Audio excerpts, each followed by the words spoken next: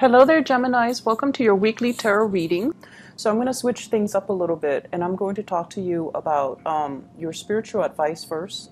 These bottom 5 cards, mainly because I feel like there are some issues that you have to work through. And from there, we'll go into your love reading, because this is going to kind of, it's related to this. So once we clear this energy out of the way, the love reading will make a lot more sense, okay? I've done this for Virgos before, mainly because I felt like there was a need for it, and I think it might be helpful for you guys as you navigate the energies of this week, because I feel like it's a little intense. So in terms of your spiritual advice, I feel like the main message for you is to kind of stay in the present moment, count your blessings, and really look at what you do have in front of you. So rather than scanning the horizon for new opportunities, for escapism, for things that you wish, could be there, could come in, for things that you long for, rather than doing that, scanning the horizon and never being completely 100% content, count your blessings, live in the moment, and take stock of what you have, especially the people that are around you, especially the people that are working towards building something with you, and the people that are reliable and have always been consistent in their effort and consistent in their ability to be there for you when you need them. And the reason why I say that is I feel like this is the energy of somebody looking for, like an outsider looking in, okay? Looking in at a situation, possibly wanting what you have, wanting your position, wanting the love and the guidance and the blessings. So somebody is looking in on you, possibly like, checking on you. I'm seeing like checking on social media and things like that, okay? Somebody that's like constantly monitoring what you're doing, how you appear, what you talk about. And I feel like there's a deep sense of this person being quite controlling, wanting to dominate the situation and wanting to tell you, you should do this, you should do that. And so they have this laser beam focus on first your household, your work sector, your ability to lead others as well. So I feel like there's kind of honing in, trying to figure out what you're doing, possibly wanting your position, wanting your work, wanting all the blessings that you have. I don't see an energy of somebody sabotaging you. I don't sense that. But I feel like somebody really wants what you have. And so if it's a job, do the best to your capabilities. Don't leave room for somebody to sneak in from under you and steal things from right under you. If it's a relationship as well, nurture your marriage, nurture your family, nurture your relationship, and embody this energy of the Emperor, trying to do the right thing, trying to follow that voice of reason, that voice of rationality, and taking a stance, okay? So being very firm in what you believe in. So if it's a work situation, if somebody is doing something that you don't like, you can't be passive aggressive. You need to really speak up. So I feel like there is some passive aggressiveness. And I feel like, if somebody does something that we don't like, we need to hold them accountable for the way that they treat us, for the way that they behave. Rather than just saying, oh, I'm going to avoid that person, right? Like the problem doesn't go away if you avoid it. And then if you kind of seethe in anger over something that they did, but you never address it with them, then you can't really be angry at them for the things that they do, because they're not really aware of the impact of these actions on you. So it's up to you to really, defend your territory, stand your ground, and not have to, cower because of conflict, or cower away from conflict because you're conflict avoidant. So I feel like this is a good week for you to be very firm with how you are expressing yourself and be less mutable, be a little bit more forthright in your expectations for other people. If you are in a leadership position, a lot of people look up to you. We have here the Three of Pentacles, wanting to build things with you, coming to you to consult you, and coming to you for your guidance and your clarity and your expertise. And a lot of you guys, you're very, very good as troubleshooters. You think really fast on your feet.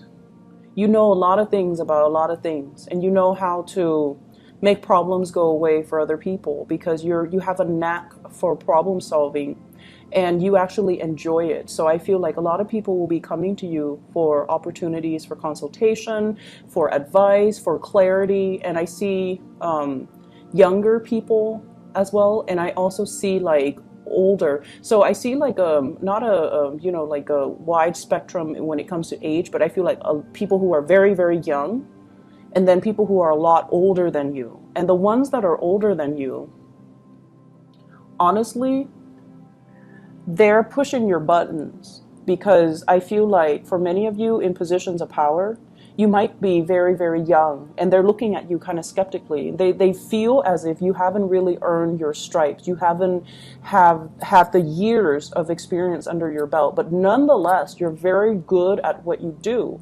And so they come to you kind of like with a challenging stance, and they're coming to you in a very antagonistic way. So these are like the older folks. And I feel a lot of it has to do with their own, you know, insecurities, their own issues that they're projecting on you. But more than anything, stand your ground. Talk to them as if, you know, age doesn't really matter.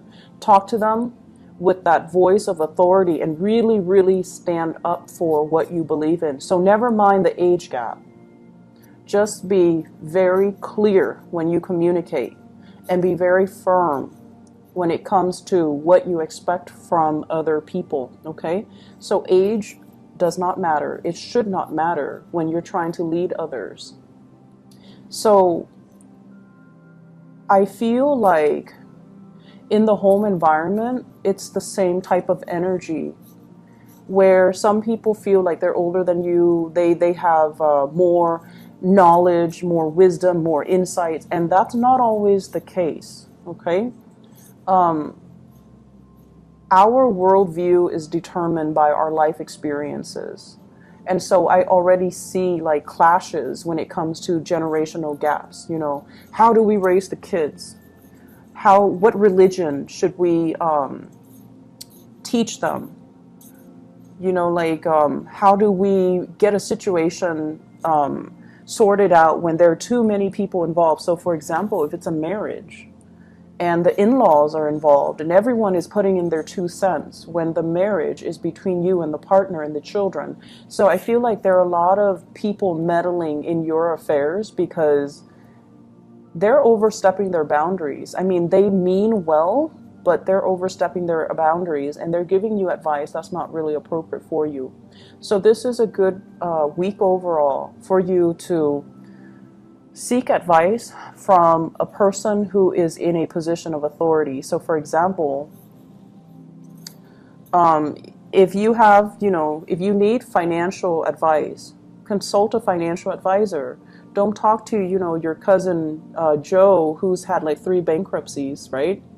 And then if you need marital relationship advice, consult a therapist, see a marriage counselor. Don't talk to your mom and dad who might have a very tenuous relationship with one another. So learning to ask for help from the right people, and then learning as well to really stand your ground and figure out what you need and demand it of other people. So it's not a great week for you to compromise.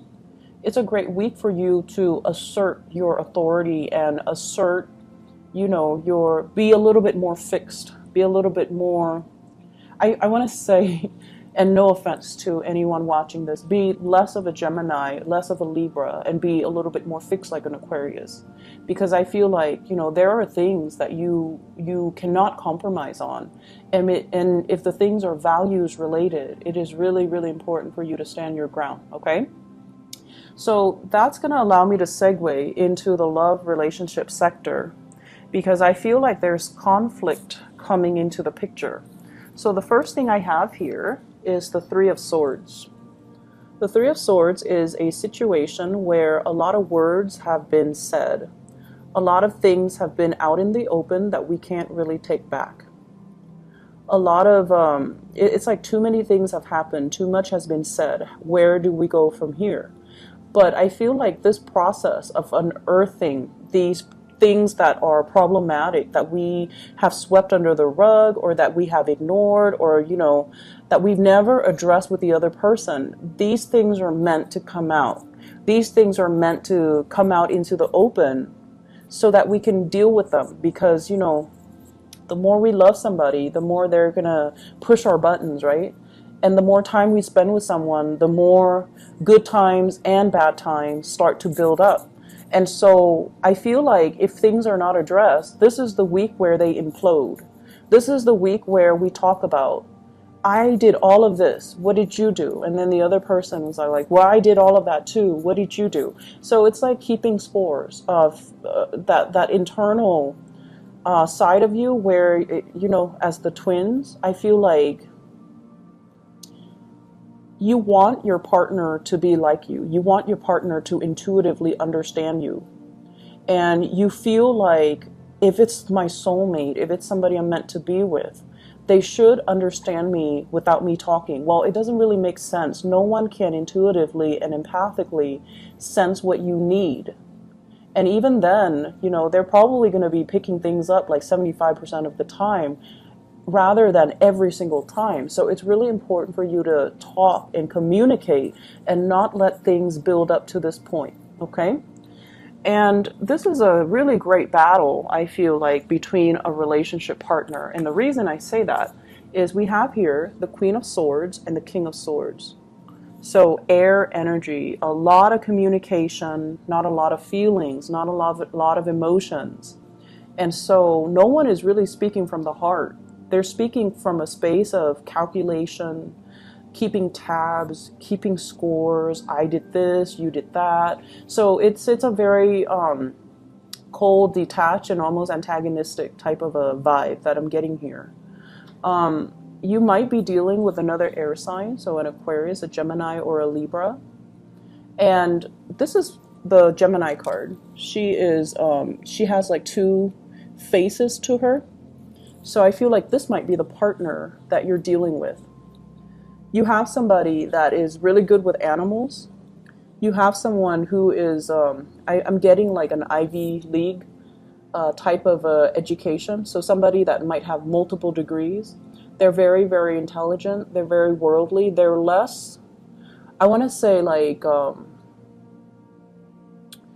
they're not like materialistic. So, you know, money doesn't really mean a lot to them. They care about higher ideals, higher values. They might also be like a social entrepreneur, a philanthropist. They want to fight a good fight. They want people to be well fed and happy. So you've got somebody who is like, it's an air sign, but I feel like more, they're a little bit more idealistic. Okay, so whereas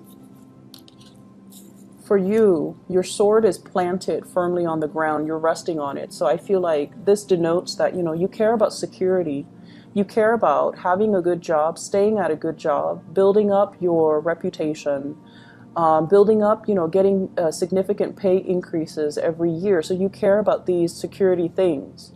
But these security things are not really innately important for a typical Gemini.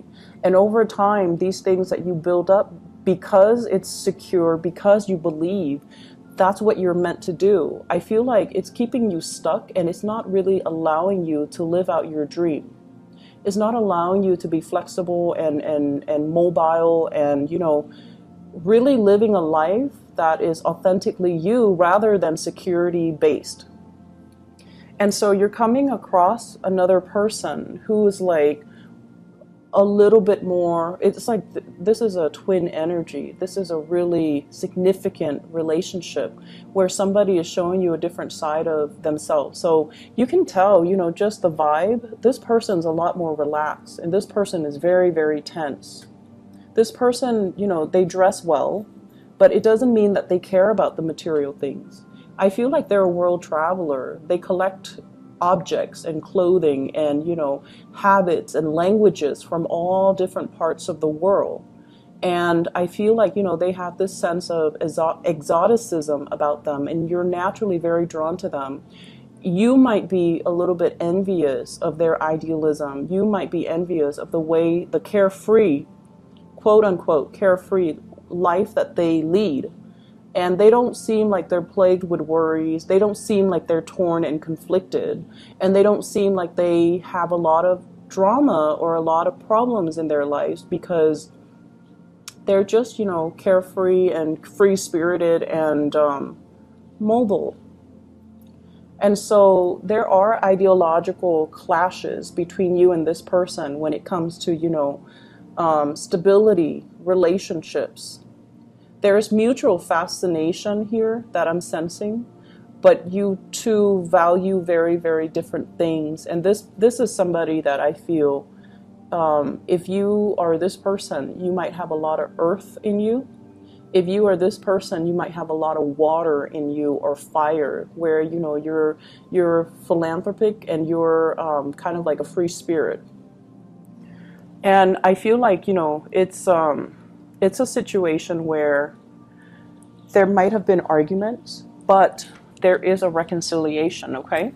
So for those in relationship, you know, significant relationship or marriages, if there has been issues, there is an apology coming into the picture here with the Knight of Cups, which is like an offering, a peace offering, a peaceful gesture, a gesture to kind of like, let's just, you know, not beat a dead horse. Let's just overcome our ideological differences, and let's just agree to disagree. It doesn't mean that we passive-aggressively sweep things under the rug. It just means that we value each other enough to respect each other's differences and move away from it. Okay, so I feel like you're operating from a space where a lot of score, like evening out the score, a lot of keeping score, keeping tabs, a lot of things that might have been swept under the rug are imploding for this week. But they need it to happen, to come out into the open, so that an apology can take place, so that you can harmonize and come together with another person and, you know, address all of your issues, but in a way where, you know, it's allowing you to be less conflict avoidant, okay? Because conflict is not always bad. It can be bad if we ignore it. It can be bad if we become defensive. And it can be really bad if the other person is just emotionally irrational. But this is the week where you are dealing with a partner, a love interest, that is very, very, very rational. So if they're in the reverse, they might be, you know, very manipulative. They might be like very deceitful, but in the upright position, they're willing to talk things out. They don't shy away from conflict. They know that everyone has their flaws. So, you know, let's talk things out. Let's figure out the solution. So this is somebody who is a fixer. They are solutions oriented. And I feel like there's going to be a major, major victory here with the Six of Wands, overcoming your troubles, being able to sail on from conflict and heartache and, you know, harsh words and things like that, because you're in a league with somebody that is very much like you, except, you know, they're not conflict avoidant. They kind of charge right in and they're like, okay, what's the matter? Let's talk about this. So they're going to sit down and you're going to need to talk, and you're going to need to face your fears, and you're going to realize in the process of facing your fears that your fears are unfounded, that not every situation where there is a disagreement, it's not going to lead to a fight. It's not going to lead to a space where you are acting, you know, defensively, or the other person will be evasive. There is clear and total understanding and communication that's happening for this week to really help you understand another person, and to help you as well learn to address issues and not be passive aggressive and not be conflict avoidant. And, you know, you're going to confront a situation head on, and the situation involves another person that is very much like you, in that they want harmony, they want balance. But, you know, they understand that harmony and balance needs to happen, or can only happen, when we arrive at a truce. Okay, so you have some beautiful things coming into the picture. If there are issues, conflict, fights, and things like that, I feel like a lot of it has to do with responsibilities in the household. Who's doing what? Who's taking care of what? And, you know, that whole process about keeping score. So you might be dealing with a Libra. You might have Libra in your chart, where you're very, very sensitive to imbalances in the relationship. And I asked, you know, what is one of the major conflict that's coming into the picture? And I have here the Queen of Wands, and this is like the fairy godmother. So you might have issues when it comes to taking care of in-laws, or in-laws meddling in the parenting of the children. You might also, I'm sensing this, but not so much, you might have somebody that's interfering in your relationship. Hence, you know, somebody is like on the outside looking in. Okay, so just be very careful about that. All right, so I hope the reading is helpful for you, Gemini. Face your fears. Face your fears. You know, the shadow side of you is the Sagittarius, and Sagittarius, they just charge in and solve problems. So calling upon that side of you, I feel might be helpful for this this week. Okay, so I wish you all the best. I'll be back next week. Take care.